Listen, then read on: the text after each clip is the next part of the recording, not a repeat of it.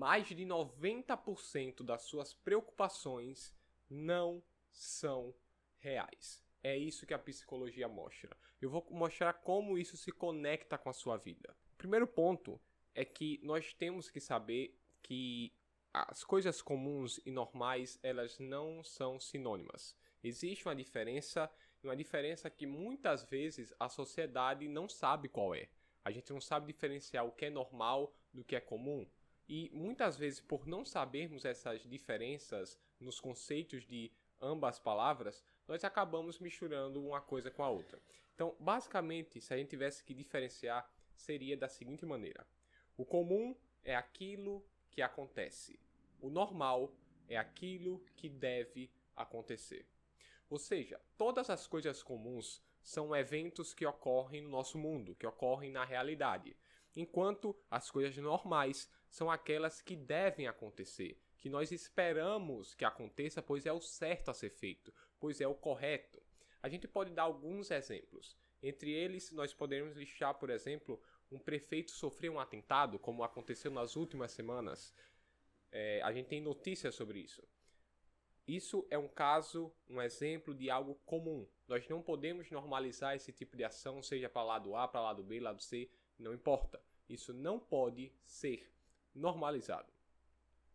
O normal é, por incrível que pareça e por mais irônico que pareça, é um prefeito ele ajudar o povo, ele fazer o bem pelo povo. Ele foi eleito para isso. Ele foi eleito para representar o povo debaixo de uma democracia, debaixo do voto. Ele é o representante legal de boa parte daquela nação. Então, nós temos um exemplo comum e nós temos um exemplo do que é normal. Nós podemos citar vários outros, como, por exemplo, uma pessoa cometer um crime. Isso é algo comum, mas não é normal. Nós não podemos normalizar esse tipo de atitude. Então, existe uma grande diferença entre aquilo que é comum e aquilo que é normal. E por mais que o tema do vídeo seja a ânsia de ter, esse tópico ele se conecta diretamente com as nossas vidas. Porque nós estamos insatisfeitos sempre. Nós sempre estamos insatisfeitos com as nossas vidas. Você sonha e almeja passar na faculdade, você estuda durante esse processo, passa anos, passam dias, semanas, você vai estudando, acrescentando um pouquinho mais de conhecimento, revisando os assuntos, fazendo questões, e depois que você consegue a sua tão sonhada e custosa aprovação, quando você entra na faculdade, você vai ter aquelas semanas de êxtase, de comemoração, mas depois isso vai diminuindo, até que chega um ponto que você já se acostumou. E aquela conquista ela já não tem um valor tão grande, ela já não pesa tanto na sua vida. Você já não olha com os olhos tão afetuosos para aquela conquista. Você não olha para aquilo com orgulho de que foi muito suor no passado, foram horas gastas para alcançar aquilo. E muitas das vezes você pode olhar de uma maneira diferente. Aquilo que era algo bom, que era uma conquista, pode se tornar algo ruim. Você pode ficar simplesmente satisfeito ou infeliz porque alguma coisa nesse projeto, nesse sonho, nesse objetivo começou a dar errado. Por exemplo, você tirar uma nota ruim na prova da faculdade. Você está num lugar que há 1 ano atrás, 2, 3 anos atrás, você tanto sonhava e hoje você está reclamando desse lugar. Você está reclamando das consequências que vieram por você estar nesse lugar. Então, nós sempre estamos insatisfeitos, nós nunca estamos contentes com o que acontece na nossa vida. E isso, claramente, é um problema. Porque se você não consegue ser satisfeito com as coisas da sua vida, você vai sofrer, porque você sempre vai estar buscando algo mais, você sempre vai estar buscando alguma coisa que preencha a sua insatisfação, o seu desejo, a sua motivação e assim por diante. O problema não é ser uma pessoa motivada para querer mais, ser uma pessoa ambiciosa, ter sonhos, ter objetivos. Se eu alcancei X hoje, amanhã eu quero mais, depois de amanhã eu quero mais. O problema central não é esse. O problema não é você querer mais. O problema é você não ser grato pelo que você tem. Ao mesmo tempo que você tem que olhar para frente e buscar algo melhor, você tem que se lembrar de tudo que você passou lá atrás e agradecer pelo que você tem no hoje e aproveitar a sua vida debaixo do hoje. E dentro dessa perspectiva, nós temos essa insatisfação, nós normalizamos o que é comum porque nós somos uma espécie péssima em prever, péssima em fazer previsões de eventos futuros. E nós temos vários vieses cognitivos. Um deles é o efeito Dunning-Kruger, que você provavelmente já deve ter ouvido falar na internet, no Instagram, redes sociais, YouTube, que é o efeito onde basicamente acontece o seguinte: a pessoa ela não tem a real dimensão do conhecimento dela, do quão capaz e quão hábil ela é em determinada tarefa. Então, eles fizeram um estudo onde eles pegaram um grupo de pessoas e perguntaram para elas, antes da prova, o quanto elas achavam que elas iam tirar, baseado no nível de conhecimento que elas tinham. E elas diziam determinado valor. Depois da prova, eles perguntavam novamente para essas pessoas sobre como elas acham que elas foram na prova e elas davam outra resposta. Então, geralmente o que acontecia? Quanto menor era a nota da pessoa, mais ela achava que tinha tirado uma nota maior. Então, se ela tirava uma nota baixa, ela achava que tinha tirado uma nota alta. Quando a gente chegava no cenário oposto, diametralmente oposto, as pessoas que tiravam uma nota alta achavam que tinham tirado uma nota menor do que realmente elas tinham tirado. Então, se a pessoa tirou um 9, ela achava que tinha tirado um 8. Se ela tirou um 8, ela achava que tinha tirado um 7. E assim por diante.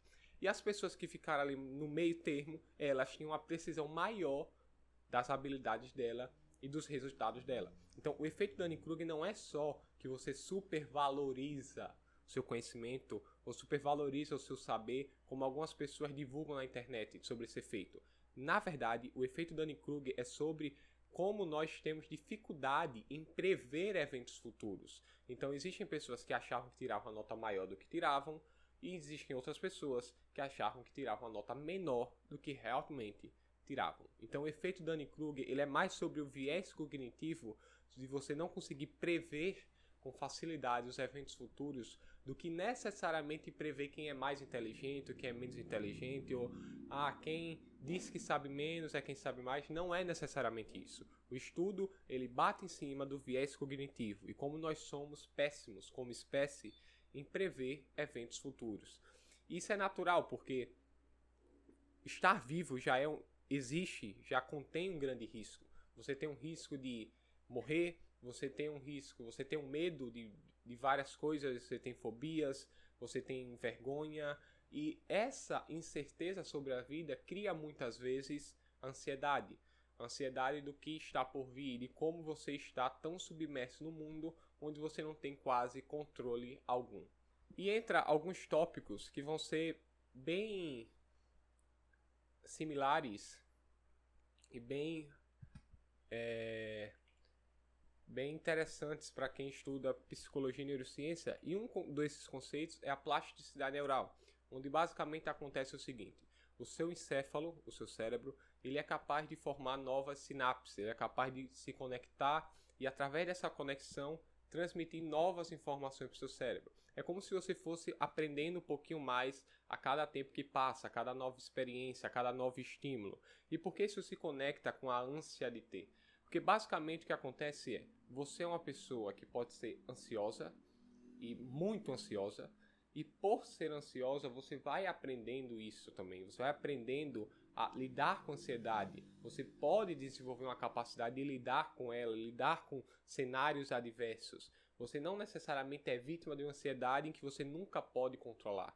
Simplesmente a terapia ou a psicoterapia ela vai trabalhar muito em cima disso, em fazer o paciente ele desenvolver uma autonomia para que ele consiga ser capaz de lidar com momentos ansiosos ou com estímulos que gerem um gatilho de ansiedade, uma crise de ansiedade, fazer com que o paciente ele tenha uma maior autonomia. E é através dessa plasticidade neural, essa neuroplasticidade, que você vai melhorando e se tornando um indivíduo mais autônomo. Esse estudo foi basicamente o estudo que eu falei no início do vídeo sobre mais de 90% das preocupações serem irreais. Ele basicamente pegou pessoas que têm a TAG, ou seja, o transtorno de ansiedade generalizada. É mais do que uma simples ansiedade, já são pessoas que têm crises de ansiedade maiores, têm uma quantidade de eventos de ansiedade durante o dia maiores e mais duradouros. Então, eles pegaram esse grupo de pessoas, todos eles diagnosticados, e fizeram todos os cálculos, pediram para as pessoas anotarem e monitoraram quantos dos pensamentos dessas pessoas se tornavam realidade. E para surpresa de muita gente, o resultado ele é de 8,7%. Então, a cada 100 pensamentos, 8 se tornavam, sem preocupações no caso, pensamentos que geravam preocupação, geravam ansiedade nas pessoas, apenas 8 deles se tornavam realidade. Então, mais de 90 nunca iam para frente, eles ficavam paralisados e nunca se tornavam realidade na vida daquela pessoa. Então, ela tinha um pensamento ansioso sobre um evento que poderia acontecer e na prática, na maioria das vezes, ele nunca se concretizava, ficava só na mente da pessoa. Isso se conecta diariamente com o que a gente passa na questão da ansiedade, sobre a ânsia de ter, sobre comprar um celular melhor, sobre ter relacionamentos melhores. A gente sempre quer mais, a gente sempre quer o melhor, a gente se preocupa porque hoje a gente tem um celular X, mas amanhã a gente quer o Y, e tudo isso está relacionado com a forma como nós nos preocupamos por coisas de maneira até à toa, de maneira até muitas vezes irresponsável. E um dos processos que também é muito importante para o nosso corpo, que muitas vezes nós negligenciamos, que nós aprendemos nas aulas de neuroanatomofisiologia, é o conceito de homeostase. O seu corpo ele tende a manter-se em equilíbrio, mesmo que você tenha alguns desequilíbrios por conta de estímulos do seu próprio corpo. Então, basicamente, o seu corpo ele quer manter você da maneira mais funcional possível, para que você tenha o mínimo de problemas, para que você seja o mais adaptativo possível e que você sofra menos. Gastar energia, por incrível que pareça, e diferentemente do que boa parte da galera divulga na internet, gastar energia não é o principal foco do seu corpo. O principal foco do seu corpo é manter-se em equilíbrio e gastar o mínimo possível com o máximo de resultado. O maior custo-benefício que seu corpo tiver, melhor. É por isso que é difícil você manter uma dieta, você treinar regularmente, porque existe um gasto muito grande. E um resultado que muitas vezes não é de curto prazo, é de médio ou até longo prazo. É por isso que estudar para concurso público, para um vestibular, também é muito difícil. O seu corpo sempre vai preferir o benefício de longo prazo. Então, a homeostase, já que ela é uma tendência de manter o equilíbrio, você manter como se fosse uma balança, desequilibra um pouquinho aqui, aí depois equilibra para o outro lado, você vai fazendo meio que balançando para um lado e para o outro, mas sem pender demais para um lado ou para o outro.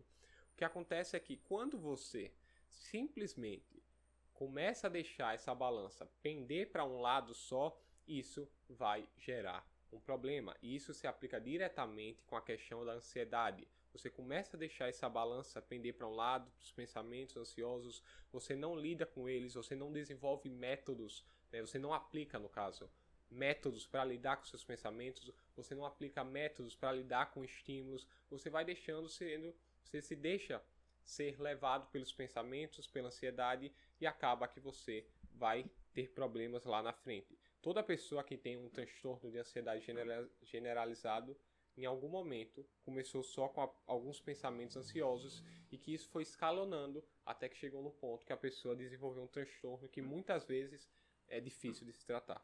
A parte prática agora, que é a parte que eu acho que mais importa para a galera, nós temos 3 cenários bem interessantes que eu separei. O primeiro é o mais óbvio que você vê em quase todos os vídeos que falam sobre ansiedade, sobre desenvolvimento pessoal, que é você diminuir as redes sociais, você diminuir a quantidade de tempo que você passa scrollando no Instagram, no TikTok, no Facebook, YouTube e assim por diante. Você não precisa necessariamente deletar. Eu não sou a favor de você deletar por completo, você não entrar mais nas redes sociais. Por quê? As redes sociais, elas têm um fator muito benéfico para você se conectar com algumas pessoas, você adquirir informações e, acima de tudo, você se manter informado, você fazer cursos, você saber quando vai ter uma palestra e assim por diante. Por mais que 80% do conteúdo no Instagram, no WhatsApp, no Facebook, eles sejam mais de entretenimento e não de informação, você ainda consegue extrair alguma coisa aqui ou ali que vale a pena. E claro, você também pode usar para uma questão de entretenimento, não tem nenhum problema nisso. Mas o grande questionamento que tem que surgir é, você tem que evitar ficar com postagens, rolando em postagens aleatórias que você não quer ver. Esse negócio do tipo, não, vou ficar aqui, vou relaxar. E muitas vezes o processo é o contrário, você não relaxa, você fica mais cansado.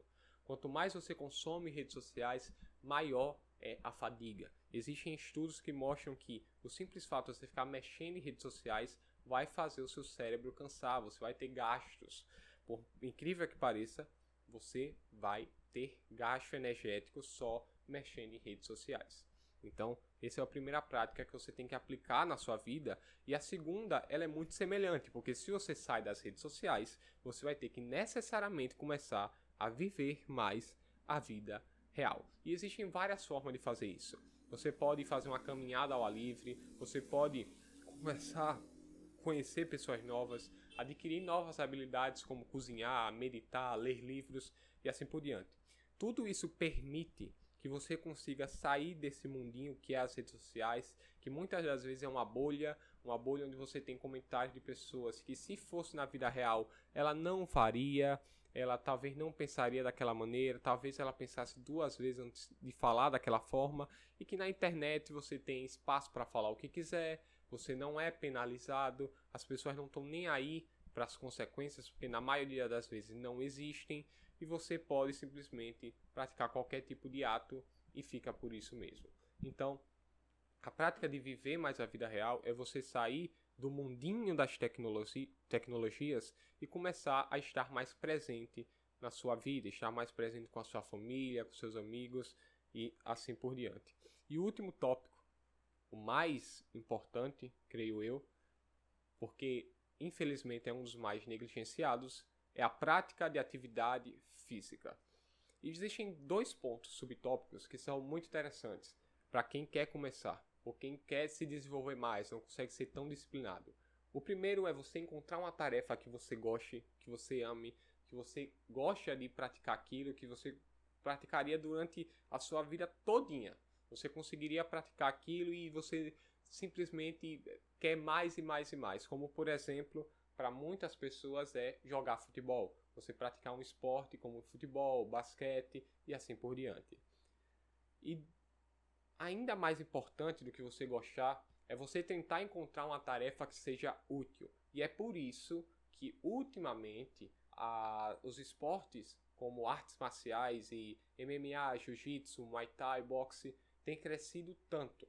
Porque além de você aplicar algo que você gosta, que você ama, que você gosta de estar ali treinando, você também vai aprender algo útil, você vai aprender uma defesa pessoal, algo que pode mudar a sua vida, você se tornar uma pessoa mais funcional. Não basta apenas você buscar alguma coisa estética, mas você buscar algo que você consegue aplicar na vida real, caso seja necessário, e que pode salvar a sua vida, é simplesmente algo que não tem preço, é algo que pode simplesmente transformar você num ser humano muito melhor. Então, basicamente, essas foram as dicas. O meu canal é sobre psicologia e saúde mental. Meu nome é Daniel. Muito obrigado por ter assistido até aqui. Esse é um novo formato. Talvez eu traga mais vídeos, mais conteúdos como esse. Espero muito do coração que vocês tenham gostado. Comentem aí qualquer coisa que eu vou estar acompanhando e respondendo todos vocês. Beleza?